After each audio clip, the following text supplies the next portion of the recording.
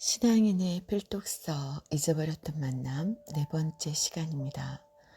횃불 언약의 내용과 확증에 대해서 하나님께서 아브라함과 언약을 맺으셨는데 그것을 횃불 언약이라고 합니다. 첫 번째 횃불 언약의 내용에 대해서 창세기 15장에서 하나님께서 아브라함과 체결한 횃불 언약은 아브라함의 자손과 그들이 거할 처소인 가나안 땅에 관한 언약입니다. 작은 1번 자손에 관한 약속. 횃불 언약은 하나님의 구속사적 경륜을 담당할 경건한 자손의 선택과 번성을 약속하고 있습니다. 창세기 15장 1절에서 6절에서는 하나님의 자손에 대한 약속을 다루고 있습니다. 창세기 15장 4절에서 5절 말씀, 여호와의 말씀이 그에게 임하여 가라사대 그 사람은 너의 후사가 아니라 내 몸에서 날 자가 내 후사가 되리라 하시고 그를 이끌고 밖으로 나가 가라사대 하늘을 우러러 무뼈를 셀 수 있나 보라. 또 그에게 이르시되 내 자손이 이와 같으리라. 이것은 분명 아브라함의 후손을 통하여 하나님의 나라가 건설될 것을 보여주고 있습니다. 아브라함은 후손에 대한 약속을 믿음으로 말미암아 하나님께로부터 의로 여기심을 받았습니다.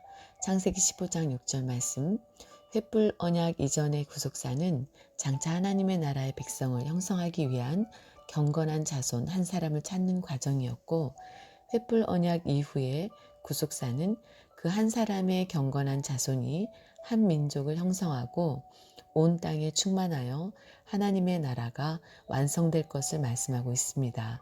창세기 15장 5절 말씀, 한 개인과 가정을 통해 역사하시던 하나님의 구속사가 이제 한 민족을 통해 전 세계적으로 확대되는 전환점이 바로 횃불 언약을 통해서 이루어진 것입니다. 작은 2번 땅에 관한 약속. 횃불 언약에는 하나님의 구속사적 경륜을 담당할 경건한 자손에게 가나안 땅이 주어질 것을 약속하고 있습니다. 창세기 15장 7절에서 21절. 또 그에게 이르시되 나는 이 땅을 내게 주어 업을 삼게 하려고 너를 갈대아 우르에서 이끌어낸 여호와로라. 창세기 15장 13절에서 21절의 내용은 아브라함의 자손이 이방에 계기되어 400년 동안 괴롭힘을 당하다가 4대 만에 다시 가나안 땅으로 돌아오게 된다는 약속입니다. 이러한 횃불 언약의 구체적인 내용은 다음과 같습니다. 첫째, 아브라함의 자손이 400년 동안 이방에서 계기되어 괴롭힘을 받다가 큰 재물을 이끌고 나오게 될 것이라는 내용입니다. 창세기 15장 13절에서 14절 말씀. 둘째, 아브라함이 개인적으로 장수하다가 평안히 조상에게로 돌아가 장사될 것이라는 내용입니다. 창세기 15장 15절 말씀. 셋째, 가나안 땅에 들어오는 것이 4대 만에 이루어질 것이라는 내용입니다. 창세기 15장 16절 말씀. 넷째, 애굽강부터 큰 강 유브라데까지 이르는 지경을 아브라함의 자손에게 주시겠다는 가나안 땅 지경에 대한 내용입니다. 창세기 15장 18절에서 21절. 큰 두 번째, 횃불 언약의 확증. 하나님께서는 횃불 언약의 내용을 알려주신 다음에 그것을 연기나는 풀무와 타는 횃불로 확증하셨습니다. 작은 1번 연기나는 풀무 탄누르 아샨. 아브라함이 재물을 쪼아 먹으려고 달려드는 솔개를 감시하고 쫓으면서 해가 질 때까지 하나님의 임재를 지속적으로 기다린 끝에 마침내 바쳐진 제무리로 먼저 나타난 것은 연기나는 풀무였습니다. 창세기 15장 17절. 풀무는 금속을 용해하여 정련하는 뜨거운 용광로를 가리킵니다. 이는 이스라엘이 앞으로 당하게 될 혹독한 고난을 암시합니다. 뜨거운 풀무를 통과한 금은 순수한 금으로 정제되어 나옵니다. 욥기서 23장 10절. 쇠풀무 곧 애굽. 신명기 4장 20절. 철풀무 같은 애굽. 왕상 8장 51절. 쇠풀무 애굽 땅. 에레미야 11장 4절과 같은 400년의 길고도 긴 애굽 생활은 이스라엘 백성을 정금처럼 연단하시기 위해 하나님께서 의도하신 정화 과정이었던 것입니다.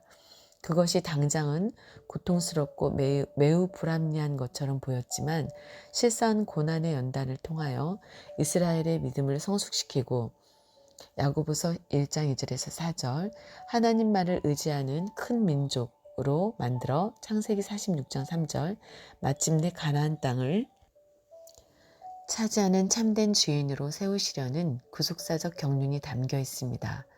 작은 두 번째, 타는 횃불, 라피드 애쉬, 히브리어로 라피드 애쉬입니다. 연기나는 풀무가 보인 후에 타는 횃불이 쪼갠 고기 사이로 지나갔습니다. 창세기 15장 17절 해가 져서 어두울 때 활활 타오르는 횃불은 어느 누구나 확인할 수 있고 부인할 수 없는 분명하고 확실한 증거의 매개체입니다.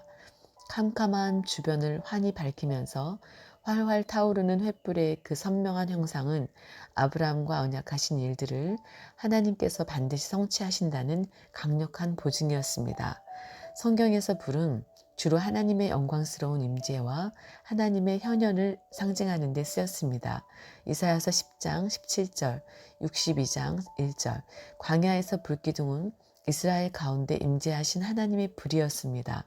출애굽기 13장 21절 하나님은 불 가운데 강림하기도 하시고 출애굽기 19장 18절 20장 18절 불 가운데서 말씀하기도 하였습니다. 신명기 4장 11절에서 12절 말씀 15절 36절 5장 23절에서 24절 아브라함의 언약에 등장하는 횃불은 분명 하나님 자신의 임재를 나타내는 것으로 타는 횃불이 쪼갠 고기 사이로 지나간 것은 하나님 자신이 지나가신 것입니다. 이 언약에 대한 전적인 책임을 하나님 홀로 지신다는 뜻입니다. 여기서 한 가지 주목할 것은 풀무는 지속적으로 연기나는 아시안, 히브리어 모습이고 횃불 또한 지속적으로 활활 타는 애쉬의 모습이었다는 점입니다. 그것은 자기 백성을 구원하시기까지 역동적으로 살아서 움직이는 운동력이요. 히브리서 4장 12절 쉬지 않고 활동하시는 하나님의 열심을 나타냅니다.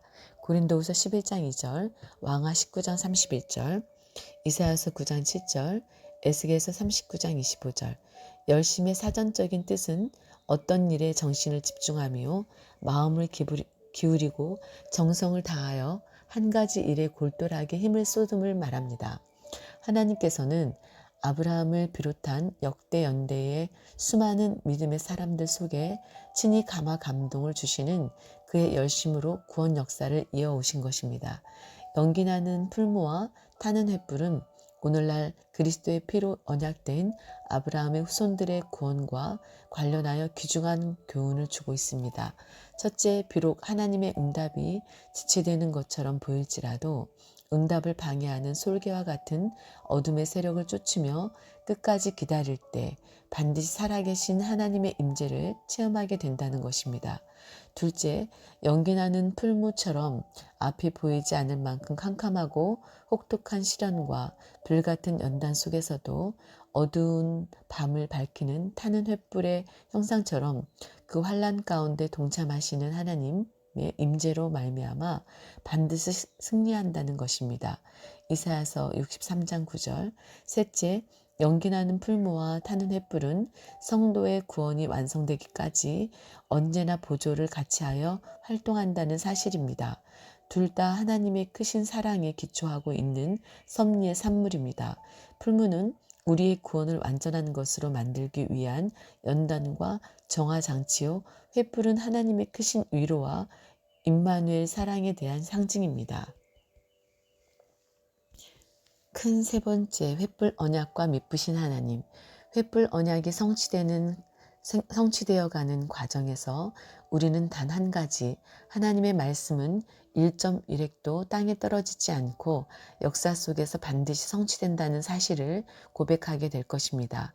횃불 언약은 아담 타락 이후 시작된 구속 역사가 인류 역사의 마지막에 반드시 그 결말을 보고야 말 것이라는 위대한 구속사의 한 축도를 선명하게 보여주고 있습니다.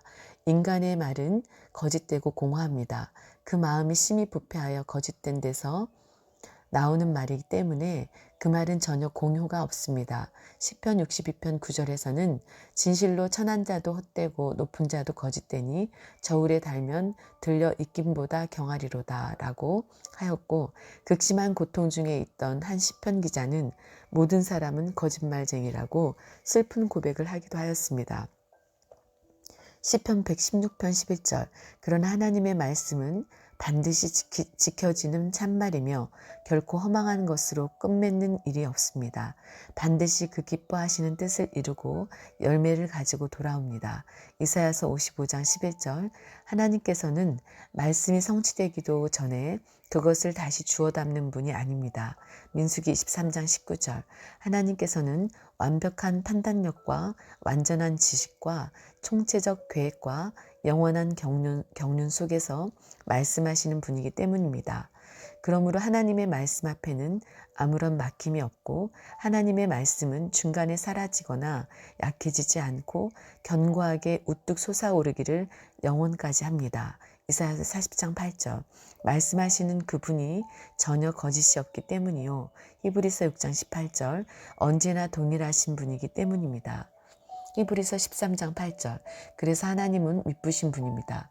로마서 3장 3절 고린도전서 1장 9절 10장 13절 고린도후서 1장 18절 데살로니가후서 3장 3절 디도서 1장 9절 3장 8절 히브리서 11장 11절 베드로전서 4장 19절 요한일서 1장 9절 데살로니가전서 5장 24절 너희를 부르시는 이는 미쁘시니 그가 또한 이루시리라.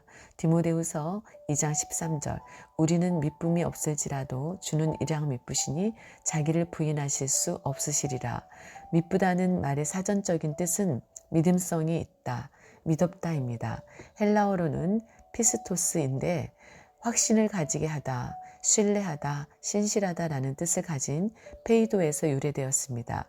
미쁘신 하나님께서 횃불 언약을 체결하시고 성취시켜 나가시기 때문에 횃불 언약은 하나님의 구속사적 경륜을 이루며 반드시 성취될 것입니다. 오늘날 성도의 구원과 승리의 보장도 오직 하나님의 미쁘심에 있습니다. 하나님께서는 약속을 기업으로 받는 자들에게 그 뜻이 변치 아니함을 충분히 나타내시려고 그 일의 맹세로 보증하셨다고 말씀하셨습니다. 히브리서 6장 17절 이러한 확실한 하나님의 약속을 표대 삼아 나아갈 때에 성도의 소망은 견고하며 결코 낙심할 수 없습니다. 큰 제목으로 횃불 언약의 체결 시기.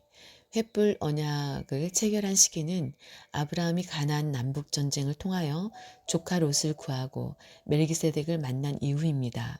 창세기 14장, 횃불 언약은 창세기 15장에 체결을 했죠. 그리고 아브라함이 사라의 여종 하갈을 취하기 전입니다. 창세기 16장, 아브라함이 하갈을 취한 것은 가나안 땅에 거한 지 10년 후입니다. 창세기 16장 3절 따라서 횃불 언약은 아브라함이 가나안에 거한 지 10년째 그의 나이 84세에 체결되었습니다. 이때는 주전 2082년입니다. 횃불 언약을 체결한 연대가 주전 2082년이 되는 근거를 알려주는 성경적인 기준점이 출애굽 연대입니다. 첫째, 출애굽 연대의 계산. 이스라엘 백성의 출애굽 사건은 아브라함에게 주셨던 횃불 언약의 성취입니다. 하나님께서는 횃불 언약을 통해 아브라함의 후손들이 400년간 이방에서 계기되어 그들을 섬기고 괴로움을 당할 것이며 4대 만에 다시 돌아올 것이라고 약속하셨습니다. 창세기 15장 13절에서 16절 그런데 문제는 이스라엘이 출애굽한 시점이 언제인가 하는 것입니다. 횃불 언약이 체결된 연대는 출애굽 연대로부터 거꾸로 올라가면서 계산해야 합니다. 출애굽 연대를 계산하는 방법은 신학적으로 크게 두 가지가 있습니다. 주전 15세기경에 일어났다고 보는 전기 연대설과 주전 13세기경에 일어났다고 보는 후기 연대설입니다. 오늘날 많은 학자들로부터 지지를 받고 있는 견해는 전기 연대설입니다. 후기 연대설에서는 출애굽이 애굽왕 라암세스 2세 주전 1290년에서 1224년 때 일어난 것으로 봅니다. 그리고 모세를 죽이려 했던 바로 왕은 출애굽기 2장 15절 라암세스 2세의 아버지의 세티 1세 주전 1312년에서 1289년이라고 봅니다. 이 학설은 많은 자유주의 신학자들이 지지하고 있습니다. 전기연대설에서는 출애굽이 애굽왕 아멘호텝 2세 주전 1450년에서 정확한 연대는 알 수 없습니다. 그 이후에는 치리하던 주전 1446년에 일어나는 것으로 봅니다. 그러므로 모세를 죽이려고 했던 바로왕을 애굽 제18왕조의 투트모세 3세 주전 1504년에서 1450년으로 보고 있습니다. 성경을 기준으로 볼 때 후기 연대설보다는 전기 연대설이 더 타당합니다. 그 이유는 다음과 같습니다.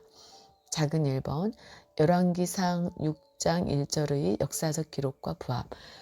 열왕기상 6장 1절에서 이스라엘 자손이 애굽 땅에서 나온 지 480년이요 솔로몬이 이스라엘 왕이 된 지 4년 15월 곧 2월에 솔로몬이 여호와를 위하여 전 건축하기를 시작하였더라고 말씀하고 있습니다.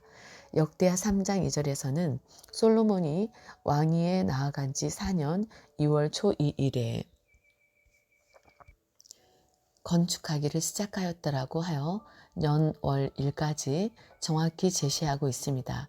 솔로몬은 역사상 주전 970년에 이스라엘 왕으로 등극하였으므로 솔로몬의 통치 4년은 주전 966년이 됩니다. 여기에 열왕기상 6장 1절의 기록대로 480년을 더하면 출애굽한 연대는 정확히 주전 1446년이 되는 것입니다. 후기 연대설은 이 480년을 12세대를 가리키는 상징적인 숫자로 해석합니다. 40년 곱하기 12.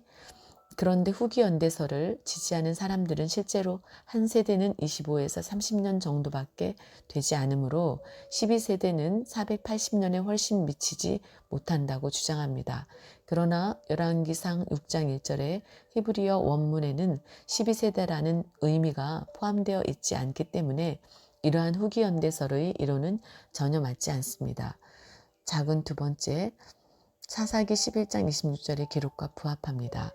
사사기 11장 26절에서 이스라엘이 헤스본과 그 향촌들과 아르웰과 그 향촌들과 아르논 연안에 있는 모든 성읍에 거한 지 300년이언을 그동안에 너희가 어찌하여 도로 찾지 아니하였느냐고 말씀하고 있습니다. 이스라엘의 가나안 정복의 시작부터 사사 입다의 통치가 있기까지 300년이 지났다는 것입니다. 그런데 입다 이후부터 사무엘의 활동 기간을 포함하여 사무엘의 통치 전까지의 기간은 약 56년으로 정복 후 사사시대의 전체는 약 340년이 됩니다. 여기에 사울의 통치기간 40년, 사도행전 13장 21절과 다윗의 통치기간 40년 6개월, 사무엘하 5장 4절에서 5절, 솔로몬 제위기간 4년, 왕상 6장 1절을 합산한 84년 6개월을 더하면 이스라엘의 가나안 정복 이후 솔로몬 성전 건축까지의 기간은 424년 6개월이 넘게 됩니다. 일반적으로 광야 생활이 40년, 민수기 14장 33절에서 34절 가나안 정복 기간이 16년으로 알려져 있기 때문에 결국 424년 6개월에 40년과 16년을 합치면 약 480년이 나옵니다. 그러므로 이 계산 방식에 따르면 출애굽부터 솔로몬의 성전 건축까지 약 480년이 걸리고 출애굽한 시점이 주전 1446년, 480년 더하기 966년, 솔로몬 통치 4년이 되므로 확실히 전기 연대설이 성경 전체적인 입장과 맞게 되는 것입니다. 많은 복음주의 신학자들이 이 학설을 지지하고 있습니다. 광야 생활 40년, 가나안 입성부터 가나안 정복 기간 16년과 거주 기간 입다까지 300년, 사사기 11장 26절을 가나안 입성부터 가나안 거주 기간,